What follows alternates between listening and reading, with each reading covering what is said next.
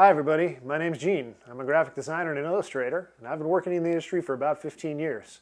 Today, I'm going to show you how to draw stitches for Halloween.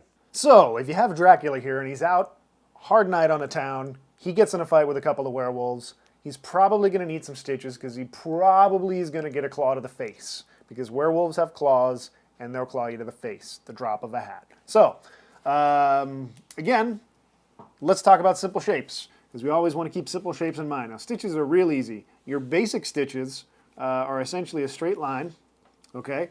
And then you just draw a bunch of perpendicular lines.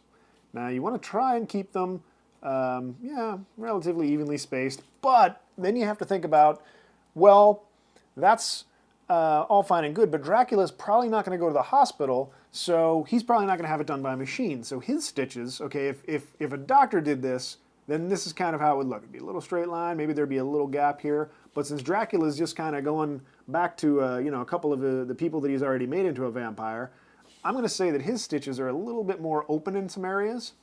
So maybe it's a couple of straight lines that are, a little wavy, so they're like kind of wavy lines. And then what we're going to do is we're going to go back to our old standby, which is the circle, okay?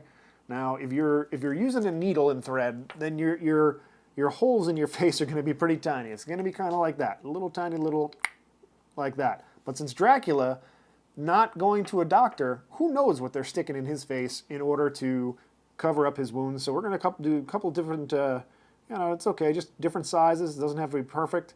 Just kind of on the outside here. And I'm just doing this larger here so you can see it. I'm about to do it on Dracula's face. But, I would even just go across and draw a bunch of different size circles, because you don't know. I mean, he could have Igor, right? The hunchback doing his stitches, in which case, Igor might actually miss him. So we got all the thread tying through here, and we're going to do one across, because you'll pull one, and then the string will go across, and you'll do another. And then we're going to do one across, and we're just going to go in like a little end pattern. We're going to make a bunch of ends for these stitches. So there are a couple of different kinds of stitches that you can make. And maybe Igor messed it up, and so there's one right here, because he's Igor, he's crazy. So, we'll go back to Dracula's face, and he's got Igor doing his stitches. So there's a kind of a gap there, and we're going to do a couple of holes here. And this is going to do a couple things for us. This will give us a target when we're drawing our ends, and it'll also make it a little more realistic. So here you go. Remember, we're just drawing the letter N over and over and over, because thread is really thin. And you can even curve it a little bit. You don't have to go perfectly straight. You can give it a little curve, because if you have a scar, some of this skin is going to be, like if you're looking at the surface of the skin, here's the cut in your skin, right? So it's going to be raised up a little from your regular skin, because it's going to be all swollen. So this is actually going to be tying across here. Thread will go underneath. It's probably way too scientific for you. Here you go. And so since it's claw marks, he's got a couple. I'm just going to put dots in kind of random order, because maybe at this point the candles went out and Igor had no idea what he was doing.